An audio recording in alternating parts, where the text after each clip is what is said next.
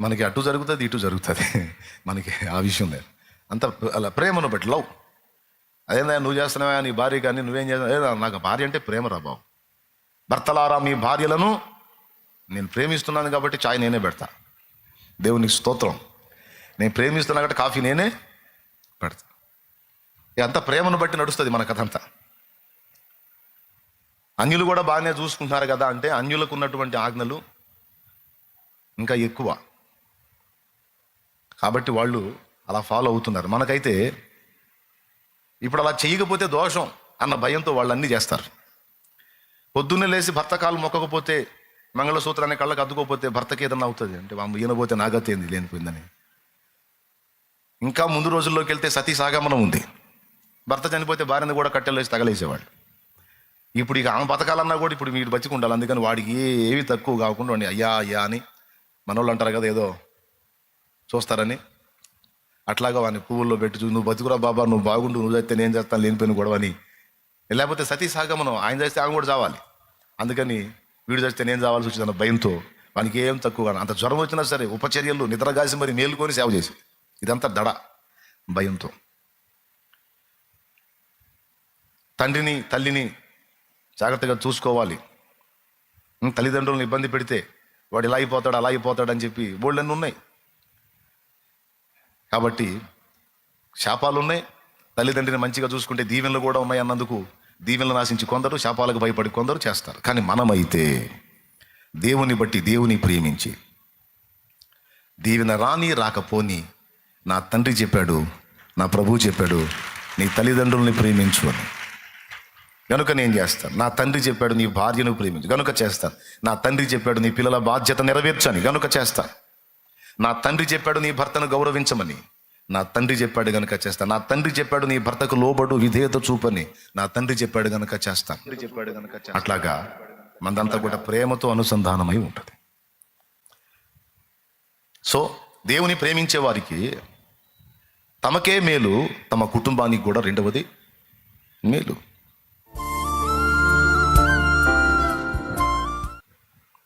కాబట్టి ఇప్పుడు దేవుడు చెప్పినవన్నీ మనం నెరవేర్చాలంటే ఫస్ట్ మనకి ఏం కావాలి? దేవుని పట్ల ప్రేమ కావాలి. అంటే దేవుడు మనకు చేసినవన్నీ కూడా ప్రేమనే కేంద్రంగా చేసుకొని చేశాడు, ప్రేమను బట్టే చేశాడు. ఇప్పుడు మనం చేయాల్సిన పనులన్నీ కూడా మనం హార్ట్ఫుల్గా చేయాలంటే ప్రేమను బట్టి మాత్రమే చేయగలం. అర్థమైందా? పాత నిబంధనలో వాళ్ళు ధర్మశాస్త్రాన్ని అనుసరించారు. అది ఎలాంటిదో తెలుసా? గతి లేక, గత్యంతరం లేక భయముతో చేశారు. కానీ క్రొత్త నిబంధనలు ఏం చెప్పాడో తెలుసా? మీరు చేయున్నవి సమస్తము కూడా ప్రేమతో చేయుడి అన్నాడు పౌలు. ఆ మాట ఎప్పుడన్నా మీరు చదివారా? దేవుని మహిమ కొరకు చేయండి, ప్రేమతో చేయుడి అన్నాడు. ఇతరులకు చేసినా ప్రేమతోనే చేయాలి. అదంతా కూడా ఫస్ట్ దేవుని మీద ప్రేమను బట్టే చేస్తాం. పక్కాడి మీద ప్రేమ పుట్టాలన్నా కూడా ముందు దేవుని మీద ప్రేమ ఉంటేనే పక్కాడి మీద ప్రేమ కలిగింది. కాబట్టి ఇతరులకు కీడు చేయొద్దన్నా, ఇతరులకు మనం మేలు చేయాలన్నా ముందు మనకి దేవుని మీద ప్రేమ ఉంటేనే అవన్నీ జరుగుతాయి. ఇప్పుడు చెప్పండి, అన్నిటికీ కేంద్ర స్థానం ఏదై ఉంది? ఆ ప్రేమ ఎవరి మీద ఉండే? అర్థమైంది మీకు? ఇంకోసారి చెప్పేది అవసరం లేదుగా. అంత బుర్ర తక్కువలేం కాదనుకుంటున్నాను నేను. స్తోత్రం. పెద్దగా చెప్పండి. ఈ ప్రేమ, దేవుని ప్రేమించేటువంటి వ్యక్తి వల్ల నలుగురికి లాభం ఉంది. మొట్టమొదటిది, దేవుని ప్రేమించే వ్యక్తి తనకు తానే మేలు చేసుకుంటాడు. మనం దేవుని ప్రేమించటం మనకు వ్యక్తిగత ప్రయోజనం బోల్డ్ అంతుంది. మనం దేవుణ్ణి ప్రేమించడం ద్వారా మనకే మేలు. ఆ మేలేందో ముందే చెప్పా చాలా విషయాలు, అవునా? అది మనకు మేలు, రైట్. రెండవది, దేవుని ప్రేమించే వ్యక్తి వలన ఆ కుటుంబానికి మేలు. ఎందుకు తెలుసా? దేవుని ప్రేమించేవాడు బాధ్యతలను సరిగా నెరవేర్చుతాడు. దేవుని ప్రేమించనోడు, దేవుని గౌరవించనోడు, దేవునికి రెస్పెక్ట్ ఇవ్వనోడు కుటుంబాన్ని కూడా నిర్లక్ష్యం చేస్తాడు. ఏమైనా అర్థమైందా నేను చెప్పింది? దేవుని ప్రేమించేవాడు కుటుంబాన్ని కూడా ప్రొటెక్ట్ చేసుకుంటాడు. కుటుంబ బాధ్యతలు సరిగా నిర్వర్తిస్తాడు. కుటుంబ బాధ్యతలను ఒకడు అశ్రద్ధ చేస్తున్నాడంటే వాడు ముందు దేవుణ్ణి ప్రేమించట్లేదు. ఎందుకంటే దేవుడు చెప్పాడు, నీ కుటుంబాన్ని నువ్వు నిర్లక్ష్యం చేయొద్దు అని. కాబట్టి ఒక భర్తగా తానుంటే భార్యకు జరపవలసిన ధర్మం కానీ, పిల్లలకు జరపవలసిన ధర్మం కానీ తను నెరవేరుస్తాడు. భార్యగా తానుండి తను దేవుని ప్రేమించేదైతే భర్తకు నమ్మకంగా ఉండి భర్తకు జరపవలసిన ధర్మాన్ని జరుపుతూ, పిల్లలకు జరపవలసిన ధర్మాన్ని జరుపుతూ, కుటుంబానికి వాళ్ళ ద్వారా జరగవలసిన న్యాయాన్ని జరిపిస్తారు. దేవుని ప్రేమించే కొడుకుగా, కూతురుగా నువ్వు ఉంటే నీ కుటుంబ సభ్యులు, ముఖ్యంగా నీ తల్లిదండ్రులకు నువ్వు సహకారిగా మారతావు. ఇదంతా ఫస్ట్ నువ్వు దేవుని ప్రేమిస్తున్నావు గనుక దేవుడు చెప్పిన కుటుంబ సభ్యులను కూడా నువ్వు ప్రేమిస్తావు, గౌరవిస్తావు. ఎవరిని బట్టి? బాధ్యత. ఒక అన్నగా నీ చెల్లి విషయంలో బాధ్యత నెరవేరుస్తావు. ఒక తమ్ముడుగా నీ అక్క విషయంలో బాధ్యత నెరవేరుస్తావు. ఒక తల్లిగా నీ పిల్లల విషయంలో, భార్యగా నీ భర్త విషయంలో, భర్తగా నీ భార్య విషయంలో, తండ్రిగా నీ పిల్లల విషయంలో నీ బాధ్యతలు నువ్వు నెరవేర్చాలంటే ముందు నీకు దేవుని మీద ప్రేమ ఉండాలి.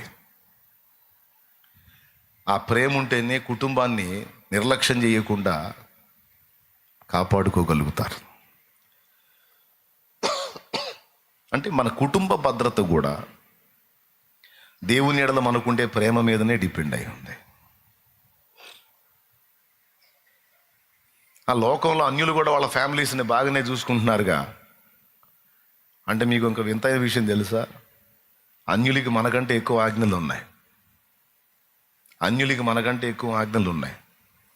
ఒక పతివ్రత అయినటువంటి భార్యకు అన్యులు చెప్పిన ధర్మం ఏంటో తెలుసా? పొద్దున్నే లేచి భర్త కాళ్ళు మొక్కాలి. పతియే ప్రత్యక్ష దైవం అని చెప్తారు వాళ్ళు. దేవుడు కనబడట్లేదు కానీ ఇదిగో నా భర్త ద్వారా నా ఆలన పాలన చూసుకుంటూ, నన్ను భరిస్తూ, నా అవసరాలు తీరుస్తూ, నన్ను అన్ని విధాల భద్రపరుస్తూ, అన్ని విధాల నాకు మేలు చేస్తున్న నా భర్త నాకు కనబడుతున్న దైవం. కనబడని దైవం తర్వాత పతియే ప్రత్యక్ష దైవం. కాబట్టి పొద్దున్నే లేచి కనబడే దైవమైన భర్త కాలు మొక్కాలి. తర్వాత ఆయన లేవక మునిపేమో లేచి తలంటూ స్నానం చేసి ఇల్లు చక్కబెట్టుకొని ఆయన కావాల్సిన సిద్ధపరిచి ఆయన లేపాలి. బోల్డ్ అన్ని ఉన్నాయి అందులో ఆజ్ఞలు, బుర్ర పోయిద్ది అవన్నీ ఫాలో అవ్వాలంటే. యేసయ్య మనకు చెప్పిన కాడైతే అంత బరువుగా లేదు. నా కాడి సులువు, నా భారం తేలిక అని చెప్పాడు. దేవునికి స్తోత్రం. మనలో పాపం కొంతమంది భార్యలు అయితే పాపం భర్తే అన్ని ముందు, భార్యే ప్రత్యక్ష దైవం అన్నట్టు పాపం భర్తే ముందు లేచి అన్ని రెడీ చేసి కాఫీ కూడా పెట్టామాయ్ లే కాఫీ పెట్టాలే తాగనిచ్చే భర్తలు కూడా ఉన్నారు. పాపం తను పెట్టకపోయినా బయటికి పోయినా సరే టీ స్టాల్లో పోయి టీ తీసుకొచ్చి లేపే భర్త ఉన్నాడు. మా లే చాయ్ తాగు ఫస్ట్ అని. మనకి అటు జరుగుతుంది, ఇటు జరుగుతుంది. మనకి ఆ విషయం లేదు. అంత అలా ప్రేమను బట్టి లవ్. అదేందా నువ్వు చేస్తున్నావా నీ భార్య కానీ నువ్వేం చేస్తావు? నాకు భార్య అంటే ప్రేమ రా బాబు. భర్తలారా మీ భార్యలను నేను ప్రేమిస్తున్నాను కాబట్టి చాయ్ నేనే పెడతా. దేవునికి స్తోత్రం. నేను ప్రేమిస్తున్నా కాబట్టి కాఫీ నేనే పెడతా. అంత ప్రేమను బట్టి నడుస్తుంది మన కథ అంతా. అన్యులు కూడా బాగానే చూసుకుంటున్నారు కదా అంటే అన్యులకు ఉన్నటువంటి ఆజ్ఞలు ఇంకా ఎక్కువ. కాబట్టి వాళ్ళు అలా ఫాలో అవుతున్నారు. మనకైతే ఇప్పుడు అలా చేయకపోతే దోషం అన్న భయంతో వాళ్ళు అన్నీ చేస్తారు. పొద్దున్నే లేచి భర్త కాలు మొక్కకపోతే, మంగళసూత్రాన్ని కళ్ళకు అద్దుకోకపోతే భర్తకి ఏదన్నా అవుతుంది అంటే ఈయనపోతే నాగతి ఏంది లేనిపోయిందని. ఇంకా ముందు రోజుల్లోకి వెళ్తే సతీ సాగమనం ఉంది. భర్త చనిపోతే భార్యను కూడా కట్టెలు వేసి తగలేసేవాళ్ళు. ఇప్పుడు ఇక ఆమె బతకాలన్నా కూడా ఇప్పుడు వీడు బతికి ఉండాలి. అందుకని వాడికి ఏవి తక్కువ కాకుండా వాడిని అయ్యా అయ్యా అని మనోళ్ళు అంటారు కదా, ఏదో చూస్తారని అట్లాగా వాడిని పువ్వుల్లో పెట్టి చూసి, నువ్వు బతుకురా బాబా, నువ్వు బాగుండు, నువ్వు చేస్తే నేను చేస్తాను, లేనిపోయిన గొడవ అని. లేకపోతే సతీ సాగమనం, ఆయన చేస్తే ఆమె కూడా చావాలి, అందుకని వీడు చేస్తే నేను చావాల్సి వచ్చింది అన్న భయంతో వానికి ఏం తక్కువగా, అంత జ్వరం వచ్చినా సరే ఉపచర్యలు నిద్రగాసి మరి మేలుకొని సేవ చేసి, ఇదంతా దడ, భయంతో. తండ్రిని తల్లిని జాగ్రత్తగా చూసుకోవాలి. తల్లిదండ్రులను ఇబ్బంది పెడితే వాడు ఇలా అయిపోతాడు అలా అయిపోతాడు అని చెప్పి బోళ్ళన్నీ ఉన్నాయి. కాబట్టి శాపాలు ఉన్నాయి, తల్లిదండ్రిని మంచిగా చూసుకుంటే దీవెనలు కూడా ఉన్నాయి అన్నందుకు దీవెనలు నాశించి కొందరు, శాపాలకు భయపడి కొందరు చేస్తారు. కానీ మనమైతే దేవుని బట్టి దేవుని ప్రేమించి, దీవెన రాని రాకపోని నా తండ్రి చెప్పాడు, నా ప్రభువు చెప్పాడు, నీ తల్లిదండ్రుల్ని ప్రేమించు అని, గనుక నేను చేస్తాను. నా తండ్రి చెప్పాడు నీ భార్యను ప్రేమించు, గనుక చేస్తాను. నా తండ్రి చెప్పాడు నీ పిల్లల బాధ్యత నెరవేర్చని, గనుక చేస్తాను. నా తండ్రి చెప్పాడు నీ భర్తను గౌరవించమని, నా తండ్రి చెప్పాడు గనుక చేస్తాను. నా తండ్రి చెప్పాడు నీ భర్తకు లోబడు విధేయత చూపని, నా తండ్రి చెప్పాడు గనుక చేస్తాను. అట్లాగా మనదంతా కూడా ప్రేమతో అనుసంధానమై ఉంటుంది. సో దేవుని ప్రేమించే వారికి తమకే మేలు, తమ కుటుంబానికి కూడా రెండవది మేలు. దేవుని ప్రేమించేవాడు ఖచ్చితంగా కుటుంబ బాధ్యతలు సీరియస్గా తీసుకుంటాడు. యోసేపుకు అంత దుర్మార్గం చేసిన అన్నం తన ఎదుట పడినప్పుడు యోసేపుకు దేవుని ఎడల ప్రేమ ఉన్నది కనుక ఆ ప్రేమను బట్టి తనకంత దుర్మార్గం చేసి తన ప్రాణాన్ని కూడా తీయజూసినటువంటి అన్నలను మనస్ఫూర్తిగా క్షమించి, భయపడకండి అన్నలారా, నేను మీకు ఏమీ హాని చెయ్యను కానీ నేను మిమ్మును మీ పిల్లలను పోషించెదను అన్నాడు. నేను మిమ్మును మీ పిల్లలను పోషించేదను అన్న వాగ్దానం అప్పుడప్పుడు మనకు తగిలింది కదా. అది దేవుడు మనకిచ్చిన వాగ్దానంగా మనం ఫీల్ అవుతాం. యోసేపు వాళ్ళ అన్నలకి ఇచ్చిన వాగ్దానం అది. దేవునికి స్తోత్రం. ఎందును బట్టి చేశాడు? దేవుని ఎడల తనకున్న ప్రేమను బట్టి తన ఇంటి వారిని క్షమించగలిగాడు. తనకంత కుట్ర చేసి అంత అన్యాయం చేసినా సరే వాళ్ళని పోనీలే అనుకోగలిగాడు. ఇదంతా దేన్ని బట్టి? దేవుని మీద తనకున్న ప్రేమను బట్టి. కాబట్టి దేవుని మీద ప్రేమ కలిగి ఉన్నటువంటి వాళ్ళు తమకి మేలు చేసుకోవటమే కాదు, ఇంటి వారికి కూడా వారి వలన మేలు, ప్రయోజనం.